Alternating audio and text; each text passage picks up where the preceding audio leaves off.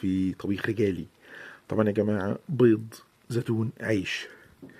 البيض بتجيب سمنة حسب المتاح عندك، سمنة، زبدة، تقدحها.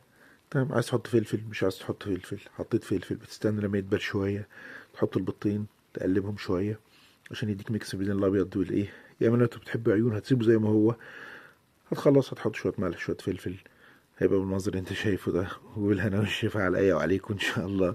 موضوع بسيط جدا. ازاي تعمل بيض؟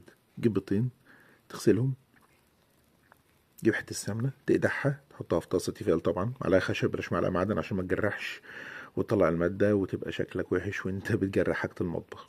وتحط طبعا زي ما قلنا السمنه لحد ما تقدح تحس ان هي خلاص، وتحط عليها الفلفل لو انت عايز فلفل. تستنى لما يدبل شويه، تحط البيضتين تقلبهم او تسيبهم عيون. لو بتسيبهم عيون اوكي، مش هتقلبهم. لو بتقلبهم وتحطهم على بعض وتحط شوية ملح شوية فلفل، بيبقى بالمرة